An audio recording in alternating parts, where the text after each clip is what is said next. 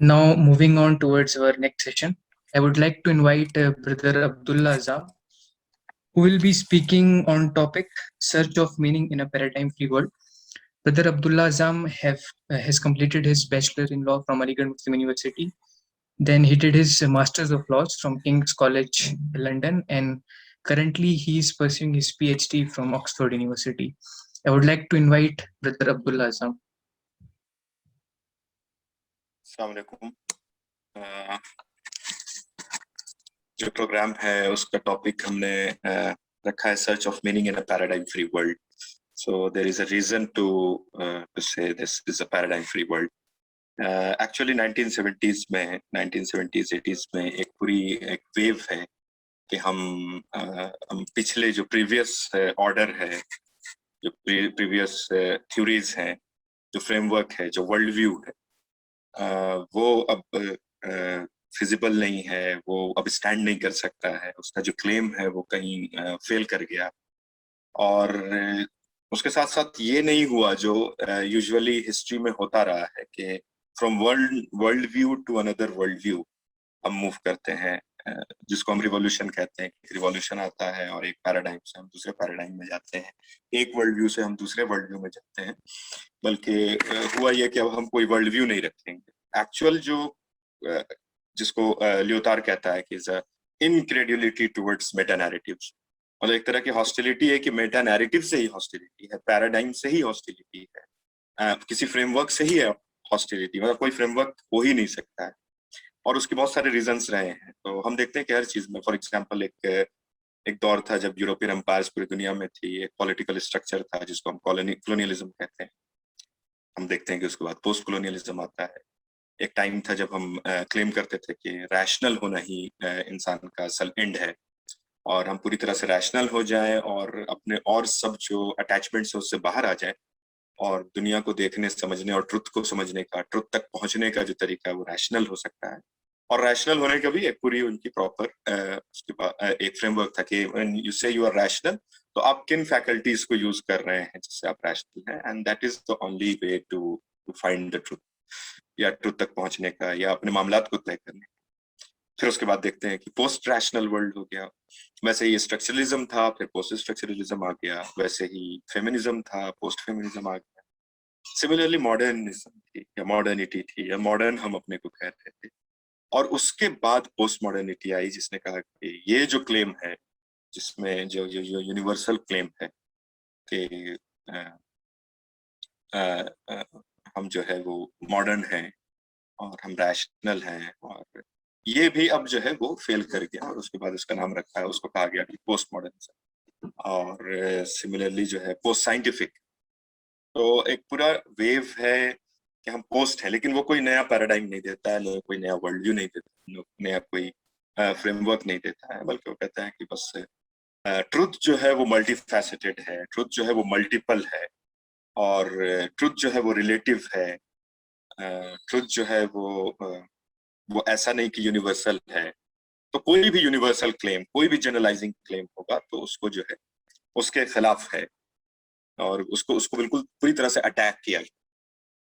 तो इसको समझने की जरूरत है कि व्हेन वी से वी आर मॉडर्न, तो ये कैसे हुआ, ये कब हुआ, और बेसिकली मॉडर्न होने का क्या मतलब है, मतलब उसके नेचर क्या है व्हेन यू से यू आर मॉडर्न।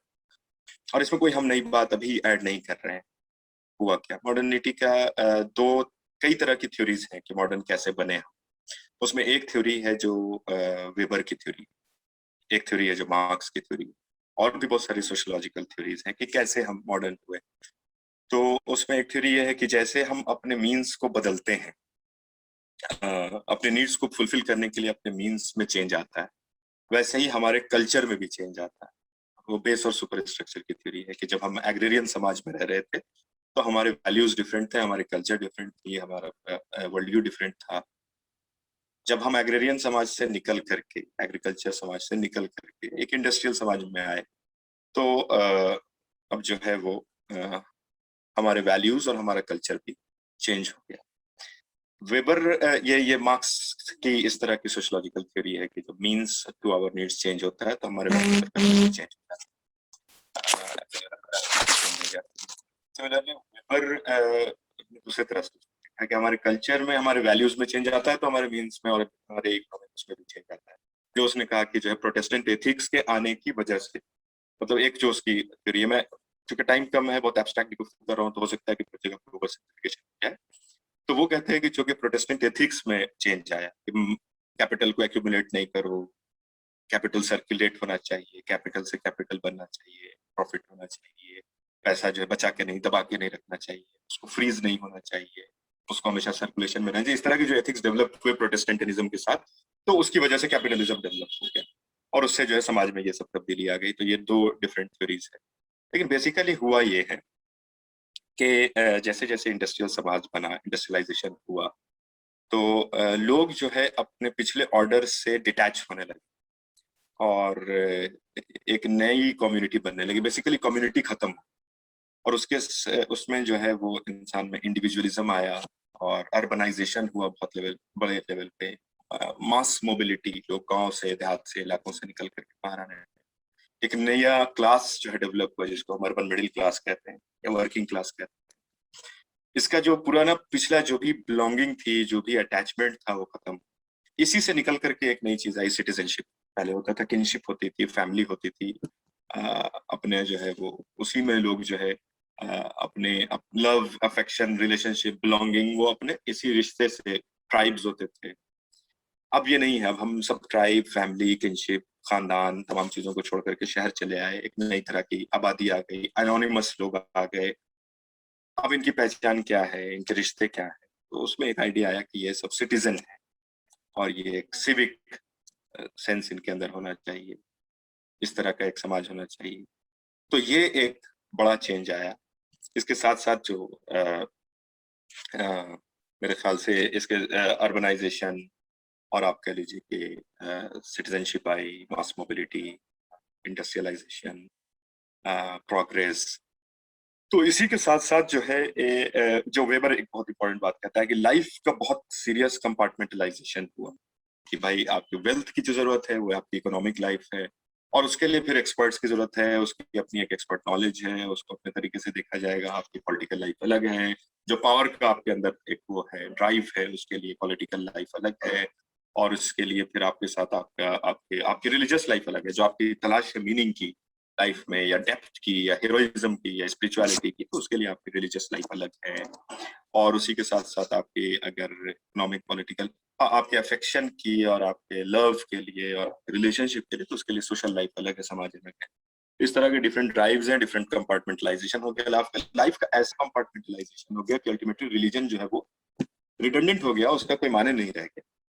तो एक वजह जो कहीं ना कहीं वेबर समझाते हैं या वेबर की थ्योरी, थेसिस है, रिलीजन कैसे वैनिश करेगी, कैसे किनारे हो, तो उसकी एक वजह है कि लाइफ की कंपार्टमेंटलाइजेशन। इससे पहले जो भी थे लाइफ में एक यूनिटी थी, लोग इस तरह से कंपार्टमेंटलाइज करके नहीं देख रहे थे, अलग अलग उसमें नहीं देख रहे थे लाइफ को, बल्कि एक साथ देख रहे थे। लेकिन ऐसा चेंज आया है इंडस्ट्रियलाइजेशन के नतीजे में और लोगों की सोच में फिर तब्दीली आई। एक डिफरेंट रैशनैलिटी डेवलप हुई है जिसको इंस्ट्रूमेंटल रैशनैलिटी कहते हैं। एक डिफरेंट लेवल का इंडिविजुअलिज्म डेवलप हुआ है जिसको हम इंस्ट्रूमेंटल इंडिविजुअलिज्म कहते हैं। जब हम कह रहे हैं इंस्ट्रूमेंटल रैशनैलिटी, इंस्ट्रूमेंटल रैशनलिज्म, तो इंस्ट्रूमेंटल रैशनलिज्म ये है कि हम मीन्स एंड में सोचते हैं, मीन्स एंड थिंकिंग, कि मेरी कुछ एंड्स हैं और वो एंड मतलब बिल्कुल वर्ल्डली है, मतलब मटेरियल एंड्स हैं। हमको बहुत पावर चाहिए, हमको वेल्थ चाहिए, हमको तरक्की चाहिए, स्टेटस चाहिए। तो उसको क्या करें, तो वो जो रैशनैलिटी की, उसके लिए मेरे पास मीन्स क्या क्या है, तो बस यही सोचना है कि क्या है मेरे पास, क्या जराए हैं और मेरे क्या मकासद है, और मकासद बिल्कुल माती। उसी तरह से इंस्ट्रूमेंटल इंडिविजुअलिज्म है कि हम अपने बारे में सोचेंगे, वो जो जो पुराना बैगेज था कम्युनिटी का, फैमिली का, हम उससे बाहर आ चुके हैं, हमारा उससे कोई मतलब नहीं, हम इंडिविजुअल ही है। और इसी को ग्लोरीफाई किया गया कि इंडिविजुअल होना ही बड़ी बात है और इंसान का सॉवरेन हो जाना, सेल्फ सॉवरेन होना, सॉवरेन सब्जेक्ट हो जाना, ये असल अचीवमेंट है इंसान का।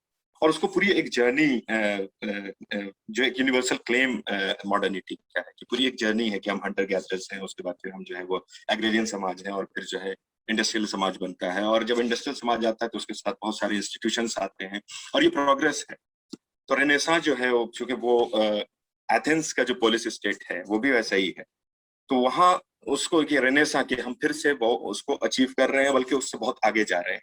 हम इन चीजों से ऊपर उठ रहे हैं, प्रीवियस ऑर्डर से, रेजिम से, पैट्रियार्की से, मोनार्की से, हम इससे जो है उसके बियॉन्ड जा रहे हैं। और ये मॉडर्निटी का अचीवमेंट। और उसका कहना था कि जहां भी ऐसा होगा वो चेंजेस ऐसे ही आएंगे। जहां भी एग्रेरियन समाज, इंडस्ट्रियल समाज में चेंज होगा, वहां पर ऐसे इंस्टीट्यूशंस आएंगे, ऐसे आइडियाज आएंगे, ऐसी सब्जेक्टिविटी डेवलप होगी। और ये उनका क्लेम यूनिवर्सल था। तो ये मॉडर्निटी का बेसिक क्लेम है, इंडिविजुअल इंपॉर्टेंट है और खुदा की कोई जरूरत नहीं, गॉड इज डेड अल्टीमेटली, क्योंकि भाई हम लाइफ कंपार्टमेंटलाइज हो गई, हम अपना फायदा देख रहे हैं। प्रोग्रेस ही असल ट्रुथ है कि ज्यादा से ज्यादा तरक्की कर सकें। रैशनलाइजेशन एक चीज है कि हम देखेंगे कि हमारे ऑब्जर्वेशन से, हमारे एक्सपेरिमेंटेशन से एक पूरा स्ट्रक्चर है कि वैलिडेशन से, रेपिटेशन से जो चीज प्रूफ होगी हम उसी को जो है नॉलेज मानेंगे। पब्लिक प्राइवेट डिवाइड होता है, जो सेकुलरिज्म का बेसिक आइडिया है कि पब्लिक अलग है, प्राइवेट अलग है। आप अपनी पर्सनल लाइफ में कोई मीनिंग तलाश कर रहे हैं, कोई स्पिरिचुअल प्यास है आपकी, कोई जरूरत है ऐसी, कुछ आप सोचने पे मजबूर है कि आपके वजूद का क्या मतलब है, तो वो आपका पर्सनल अफेयर है, उसको पब्लिक से कोई लेना नहीं है। जो कंपार्टमेंटलाइजेशन, बेसिकली सेकुलराइजेशन यही है, जो डिवाइड है, जो कंपार्टमेंटलाइजेशन। तो फिर भाई इंसान की एक्टिविटी का क्या होगा?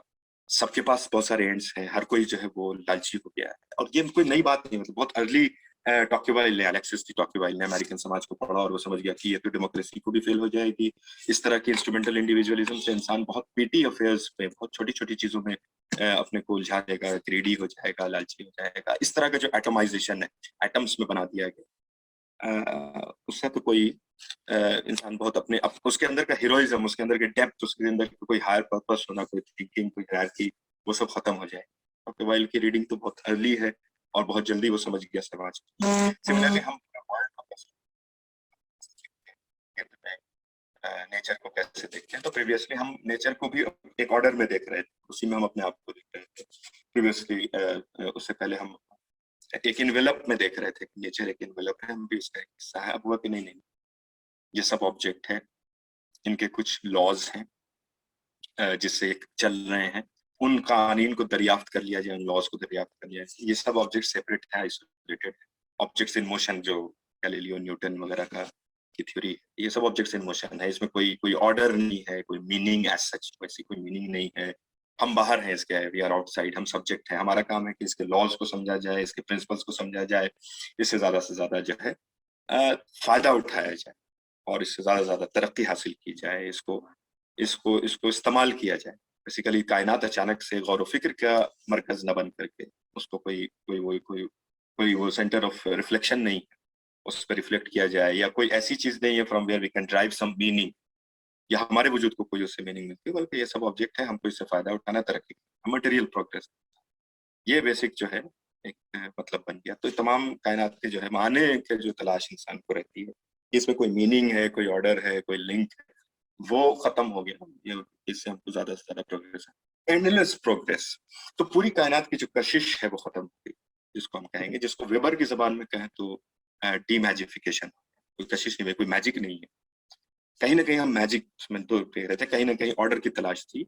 हर मजहब अपने अपने तौर पे, हर फिक्र नजरिया जो भी पुराना रहा होगा, अपने तौर पर कोई ना कोई उसमें कशिश, कोई ना कोई मैजिक, कुछ ना कुछ उसमें कुछ उसमें तलाश रहा था। इसमें तलाशने की कोई जरूरत नहीं है, इसको समझा जा सकता है, इसके कुछ कवानीन है जिसके तहत ये चलता है, इससे ज्यादा फायदा उठाया जाए, हम तरक्की करें, तरक्की करते चले जाए। इससे हुआ क्या? इससे हुआ ये कि इंसान को अचानक से जो है मीनिंगलेसनेस का एक सेंस पैदा हो गया कि भाई कोई कशिश ही नहीं है, मेरी वजूद की हैसियत तब तक है जब तक कि हम हयात है। एक टेम्पोरलिटी है जिसमें हम हैं, उसके बियॉन्ड कुछ भी नहीं है। सबसे ज्यादा प्रॉब्लम हो गई कि डेथ इमटेरियल, डेथ का कोई माने नहीं रहे।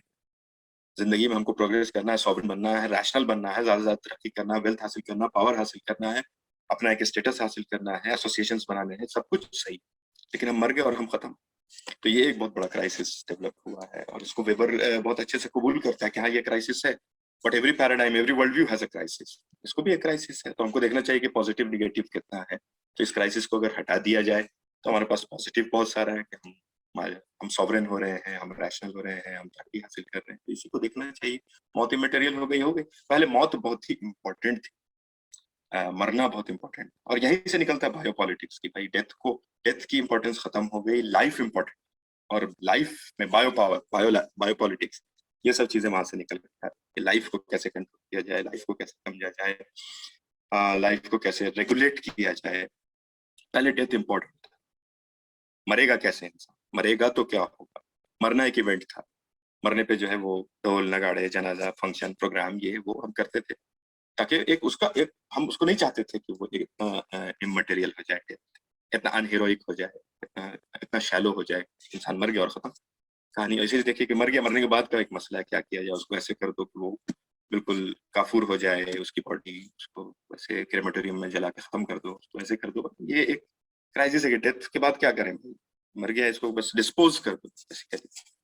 पहले यह था कि उसके जनाजे की नमाज हो जाए या उसकी जो है दुआ हो जाए, उसकी बाद की जिंदगी के लिए कुछ सोचा जाए, कुछ इस्लाम में सदका जारिया हो जाए, ये वो तमाम चीजें। क्या हुआ कि भाई बॉडी है डिस्पोज कर, दैट्स इट। तो उसमें भी मीनिंग खत्म हो गई, डेथ मटेरियल। इंसान के साथ मसला ये हो गया कि भाई सबके पास एंड्स बहुत सारे हैं, हम सब चाहते हैं कि तरक्की करें, सब चाहते हैं कि माली तौर पर प्रोग्रेस करें, सबके पास पावर हो, लेकिन दुनिया में वसाइल कम है, मीन्स कम है, हर कोई जो है वो हर चीज हासिल नहीं कर सकता है। तो अब क्या बताया जाए भाई, इंसान है क्या? सवाल ये है कि क्या सिर्फ इंसान लालची है?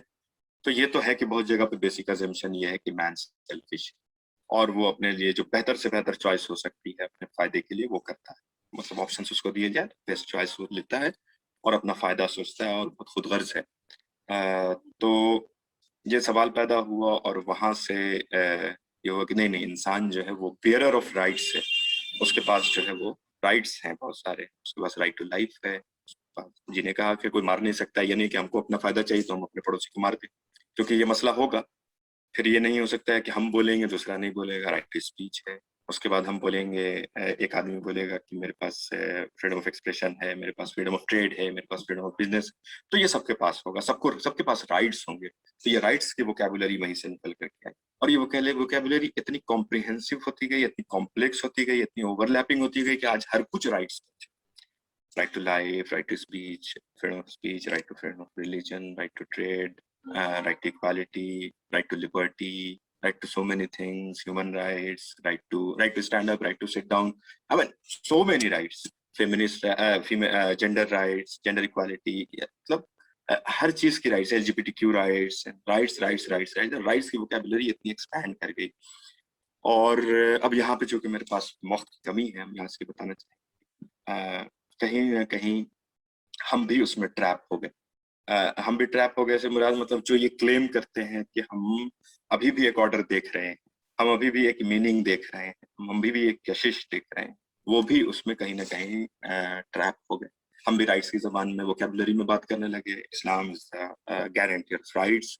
हमारे यहाँ जो है इस्लाम and women rights, Islam and human rights, Islam and slave rights, Islam and Islam में औरत के हुकूक, इस्लाम में वालिदैन के हुकूक, इस्लाम में बच्चों के हुकूक, इस्लाम में बीवी के हुकूक, इस्लाम में मर्द के हुकूक, इस्लाम में पड़ोसी के हुकूक, इस्लाम में फलां के हुकूक। हम भी उसी राइट्स के वोकैबुलरी में उलझ गए और हम भी ये कहने लगे कि हम इंस्टीट्यूशन से ऐसा देंगे ताकि आप तरक्की करें, और हम भी उसी मॉडर्निटी के उस पर चढ़ गए। उसमें सबसे इंपॉर्टेंट चीज जो मैं यहाँ पे कहना चाहता हूँ, उसमें सबसे इंपॉर्टेंट जो चीज बन करके निकल करके आई वो है लॉ। कि लॉ है जो गारंटी कर सकता है समाज में स्टेबिलिटी। जो नया समाज बन रहा है, जो अपने पिछले बैगेजेस से निकल के आ रहा है, जो उसके पिछले कमिटमेंट्स से उससे बाहर आ रहा है, जो उसके पिछले नॉर्म्स थे जिसका वो पाबंद था उससे बाहर आ रहा है, अर्बन समाज है, सब लोग एक दूसरे को जानते नहीं है, एक नई कम्युनिटी बन रही, इसको कैसे रेगुलेट किया जाए, इसको कैसे स्टेबिलिटी दी जाए, तो उसमें लॉ को इम्पोर्टेंस दी गई। लॉ जो है ब्रह्मास बात है, लॉ जो है वो स्टेबिलिटी दे सकता है।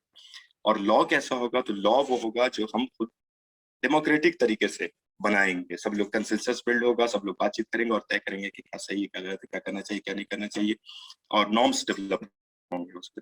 और नॉर्म्स कैसे होंगे? तो हम एक पोस्ट मेटाफिजिकल वर्ल्ड में है, तो इसको पोस्ट मेटाफिजिकल एथिक्स कहा जाएगा। अब ऊपर से कोई हमको नॉर्म्स बताएगा नहीं, हमारे पास कोई नॉर्म्स नहीं है, तो हम जो तय कर लेंगे। और ये कितनी अजीब सी बात है, कितनी यूटोपियन बात है कि हम एक ऐसा वक्त होगा कि सब लोग किसी नॉर्म पर कंसेंसस बिल्ड कर लेंगे और उसको मान लिया जाएगा कि ये जो नॉर्म है। अल्टीमेटली जो इस्लामिक वर्ल्ड है या जो इस्लामिक स्कॉलरशिप है, उनके तरफ से भी ये बात आने लगी कि हाँ भाई हम भी लॉ ले आएंगे, हम भी लॉ इन्फोर्स करेंगे, शरीयत का नफाज हो जाएगा, इंसान की जिंदगी बदल जाएगी। इंसान की जिंदगी बदलना, उसमें बेहतरी आना, उसमें तरक्की करना, ये भी जो है हमारे यहाँ भी लॉ के जरिए से कानून नाफिज हो जाएगा। नाफिज का जो वर्ड है ये बिल्कुल अंग्रेजी इन्फोर्सिबिलिटी का वर्ड, कि इन्फोर्स कर देंगे, और इन्फोर्सिबिलिटी के पीछे बेसिकली वायलेंस है। लॉ वायलेंस, मतलब लॉ की अथॉरिटी क्या है, लॉ को ओबे क्यों किया जाएगा, फोर्स ऑफ लॉ क्या है। तो बेसिकली फोर्स ऑफ लॉ जो है वो कोअर्शन है, ये कहते हैं। और हम भी वही कह रहे हैं कि हम भी जो है इन्फोर्स कर देंगे, तो हमारा भी फोर्स ऑफ लॉ का कोअर्शन है। तो बस मेरी बात बस इतने से पे खत्म हो जाएगी कि हमारे यहाँ जो फोर्स ऑफ लॉ है, जो शरीयत है, वो कोअर्शन नहीं है। बेसिकली उसका फोर्स जो है वो स्पिरिचुअल है। हम जो कायनात को देखते हैं तो हम ये मानते हैं कि अल्लाह नूर समावाति, लफ्ज़ आसमान और जमीन का नूर वो है, खुदा है, उसमें मीनिंग है। खुद हमारे अंदर एक नूर है, जिसके लिए सूरह नूर में वो अल्लाह ताला समझाते हैं कमिश्कात, और वो जो है कि हमारे अंदर नूर है, उसने अपने रूह से फूका। इंसान के वजूद का एक पहलू तो उसके हैवानी वजूद है, जो उसको मटेरियल प्रोग्रेस और पावर चाहिए, लेकिन उसका एक अखलाकी वजूद है, और उस सबसे बढ़ के उसका एक रूहानी वजूद है। और कायनात में माने हैं, कायनात में असल जो है ये कायनात अल्लाह की आयात है, इसमें अल्लाह की नूर छिपे हुए हैं। हमको हमारा नूर और ये जो नूर हर तरफ बिखरा हुआ है, ये एक दूसरे से मिलना चाहिए, नूरुन अला नूर होना चाहिए। अल्लाह की जो किताब आती है वो भी नूर है, तगाबुन मिलत। तो ये जो मीनिंगलेसनेस है वैसे, कि कोई अथॉरिटी नहीं है, लॉ नहीं है, किसी को नहीं मानता, कोई ऑर्डर नहीं है, और वो बढ़ता जा रहा है। जो मास डिसेमिनेशन है, मास मीडिया है, बहुत ज्यादा नॉलेज का जो है फ्लड है इंफॉर्मेशन का, ये बढ़ता जा रहा है। एक एक रीडिंग खत्म हो गई है, किताब से कोई वो नहीं रहा है इंसान कहीं एक जगह पे सिचुएटेड नहीं है, थॉट में स्टेबिलिटी नहीं है, वहां पर ये क्लेम करना। और एक ऐसी पहल जो हमारी ऑर्गेनाइजेशन ने की है, एसआईओ ने, जिसको मैं काबिल मुबारकबाद समझता हूँ, कि हम यहाँ पर ये समझें कि इस कायनात में नूर है अल्लाह का, हमारे अंदर नूर है, इसमें मीनिंग है। और जो हम शरीयत की बात करते हैं, दरअसल शरीयत का जो लफ्जी माने है वो है पानी तक जाने का रास्ता। और पानी तक जाने का रास्ता, और वो रास्ता जो सबसे आसान हो, जो सबसे बेहतर रास्ता हो, वो शरीयत कहलाता है। और पानी तक जाने से मुराद ये है कि इंसान की असल जो वजूद, उसकी जो शुरुआत है, उसकी जो साख्त है, वो पानी से शुरू होती है। तो अब अपनी असल तक जाना, वजूद की असल तक जाना, अपने माने को पहुंचना, ये वजूद है, ये शरीयत है। और जब हम किसी कानून को के पाबंद होते हैं, जब हम शरीयत के किसी हुक्म के पाबंद होते हैं, तो हम असल में उससे माने प्रोड्यूस करते हैं। हम जो है उससे एक मीनिंग प्रोड्यूस कर रहे थे अपने वजूद की, कि हाँ मेरा ताल्लुक जो है वो किसी सुपर बीइंग से है, किसी हस्ती से है, जो हमेशा और हमेशा रहेगी। और जब हम उससे जुड़ जाते हैं, उसके अहकामात की पाबंदी करते हैं, उससे हमारा रिश्ता जुड़ता है, तो हम अपने वजूद को एक आफाकियत, एक माने देते हैं। तो ये असल कहने का मतलब है कि इस पैराडाइम फ्री वर्ल्ड में हम जिस चीज पे ईमान रखते हैं उसमें देने के लिए कुछ है। हम ये समझते हैं कि हमको इसकी दावत देनी चाहिए कि कायनात जो है वो बेमाने नहीं, सिर्फ ऑब्जेक्ट्स नहीं, बल्कि इसमें अल्लाह का नूर है। जैसा कि अल्लाह ताला ने फरमाया, इन्ना फी खल्क़िस समावाति वल अर्दि वख्तिलाफ़िल लैलि वन नहारि लआयातिन लिउलिल अलबाब। लुब रखने वाले, जिनके अंदर नूर है, वो रखने वाले, वो नूर कायनात में भी, जमीन और आसमान में भी, आपके नूर अला नूर है, अल्लाह तक पहुंचने का रास्ता है, उस हस्ती को की मार्फत हासिल करने का रास्ता है। बस इतनी सी बात पे मैं अपनी बात को खत्म करूंगा, और माजरत चाहूंगा कि मेरी बात एब्स्ट्रैक्ट रही और बहुत ही बिखरी हुई रही। उसके लिए बहुत माजरत चाहूंगा। बहुत शुक्रिया।